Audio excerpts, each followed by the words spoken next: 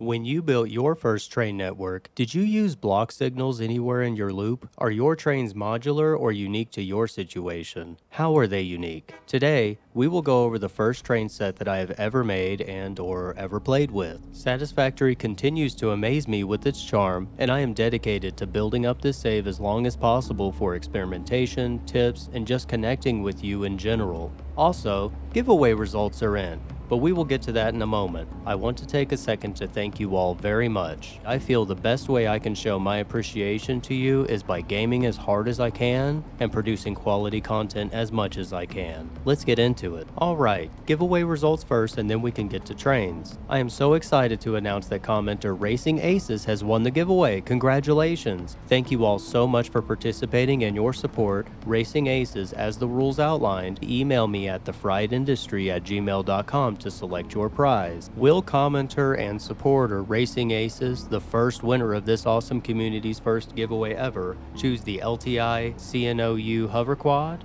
a $25 Steam gift card, or the $25 PayPal gift. As this is my first giveaway ever, if the winner asks for privacy on their choice, I will maintain that privacy, no questions asked. Let's read the winning comment and get to the video. Racing Aces commented, "I agree with your statement. If you are getting shot at, you have already failed. I myself play 90% this style you described and have no issue making money while relaxing to music. I like your style. I can't wait to see how your channel will grow.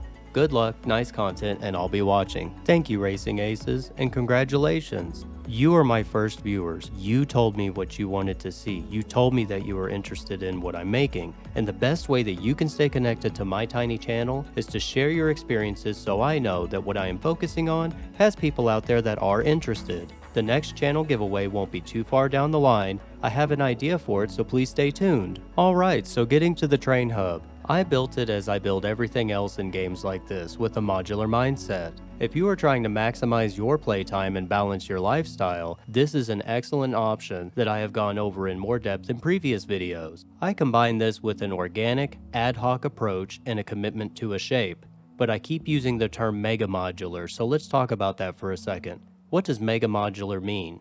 Well, as I see it, or in my opinion, Megamodular in reference to building games is something that meets a few checks on the T.F.I reports. First, I see Megamodular as being a repeatable structure that can scale up to take a measurable or significant percentage of the map's available resources. Second, Megamodular implies to me that it works well with ad hoc growth. This helps with a lot of things, and we can probably do a whole video on that. So I'd say, for one thing, that my favorite use for ad hoc growth is it allows me to maximize my play session so I can balance creating content for you and taking care of my family. How does it accomplish this? Well, besides implying a certain amount of building in patterns, it saves me from doing spreadsheets. If you have watched any of my previous videos, you know that I can't stand to be doing spreadsheets when I'm supposed to be gaming. That's for work. The third thing that I would define Megamodular as, or that it should have, is that it should be finely tuned for a specific purpose with the environment the structure is interacting with.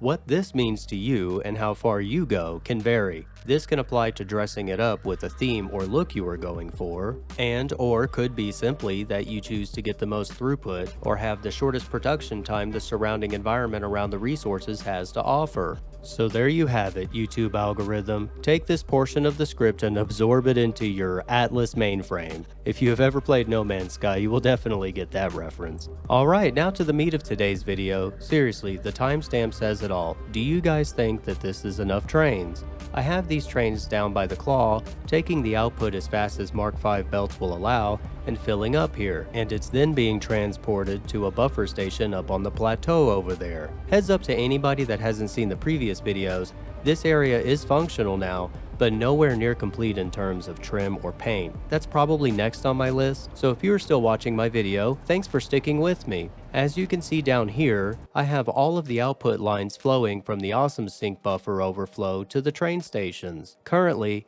I have 6 freight cars for each iron copper train and 4 for the copper. There are a few more lines that aren't currently being routed here, but that's for another video. The last very small handful of lines that aren't being transported are going to local projects around here as needed, so I can get back to our new base. Speaking of this sorting building, I am really glad I built my first factory building in a mirror of fashion around the claw refinery here in the center. You can see in this building over here what it looked like before I stuffed all this iron and copper into it. I like to name my modular builds, even if they aren't mega structures. It helps me retain their general purpose and design in my future builds. So far, we have the Claw Ingot Refinery, the Hog Power Plant, and now I think I'm going to name this thing the Fried Abacus. What do you think? There's something about that word the past week or so that has been sticking in my head, and I made a comment in a previous video about one, and it just stuck with me. I'm sure you can see with all of the vertical and horizontal movement going on in here, how my eyes kind of crossed a couple of times as I tried to stuff everything in. And yes, as the thumbnail suggested, I never had a train set or knew anyone that had one besides a retired vet who was also my landlord. Wasn't going to ask to touch it. It looked like he had spent decades detailing it. I'm glad to have finally had a chance in my life to mess with some train networks, even if only in a video game. Mark that off the missed childhood memories list and color me humbled and enlightened on the fun. So let's switch gears and I'll give some of my most important tips I can think of on trains. As you guys know, running train lines is similar but also different than running conveyor belt lines. So, my first tip on trains that keeps sticking in my head as I lay kilometers of track is that rails are more like cousins to conveyor belts. Maybe you could think of water pipes as siblings to belts while trains would be the cousins. Each of these transport methods has its own quirks and personality when building, and rails are no exception. I am definitely no expert at trains, but I did purposefully wait a very long time so that I could see how you, my viewers, would react to me showing my playstyle with all of its organic, industrial, and ad hoc perspectives at work. The next tip that I would have to give on trains is to take the time to crash them while learning signals and how they work. Currently, I only have path signals in this entire loop. It goes around this portion of the map, between the canyon and down to the buffer station. I wanted to have trains specifically dedicated to loading the resources up so that I can try to eyeball the best throughput. Getting back to train signals, I am still tweaking them with more and less path signals. So at least now I know it is possible to just completely wing it.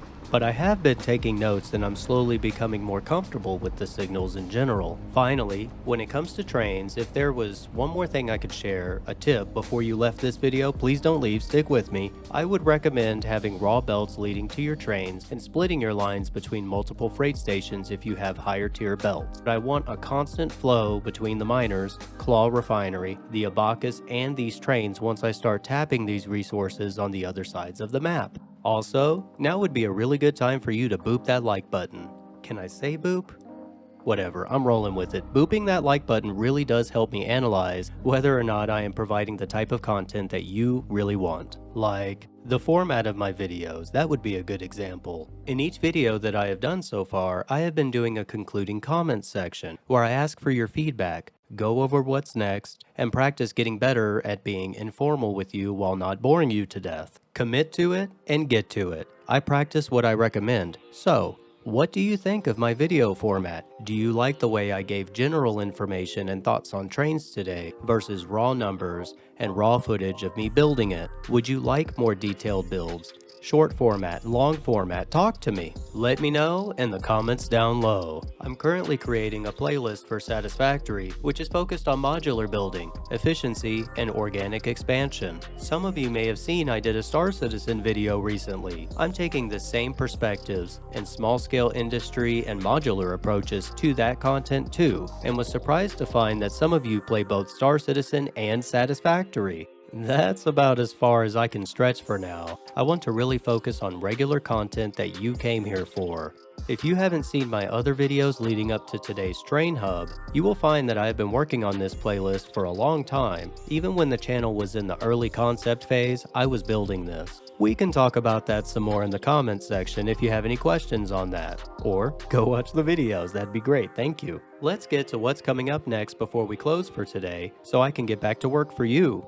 We are going to work on a modular road design that doesn't steal your soul. The roads need some love, and I feel this build is really going to pop when I get it painted. I'm ready to move on from it and try some builds that are more practical to reach checkpoints for, both for more content and to stay in line with what I am demonstrating throughout this playthrough or playlist. SC peeps, if you're still lurking around here, I want you to know that I'm going to do everything I can to put out one more video this week on SC so you can start getting the content I proposed. Thank you all for your fantastic, unbelievable support. I can't believe how many people are interested in my content and have watched it so far. That does it for today's video. If you liked today's video and would like to see more, be sure to check out my other videos on the channel for something else that may pique your interest. Have a question or want to see something more specific? Absolutely. Reach out to me in the comments section, and check out the link on the top of the screen if you want to find out more about how this channel got started and why. More is on the way. I need your help to create a community that showcases what creativity, industrialism, and automation can produce, both for gaming entertainment and for brain food. Satisfactory, the space sim, automation, and base building genres deserve it. Lastly, if you made it this far in the video and you liked my content, please leave a like, subscribe if you think I earned it, and share this video with friends. Still here? Listening to the last few sentences so that you can see that sweet outro I drew? I drew that because I care about peeps that watch my videos to the end. Also, please check my Reddit page r/thefriedindustry. That's where I'm posting the latest info on upcoming stuff for the time being. One day, my goal is to unlock the YouTube community feature so that I can interact with you here in YouTube directly, take polls, and all the stuff and things. All links will always be in the description of every video. The fried industry needs you. Stay fresh, stay effective, and stay you.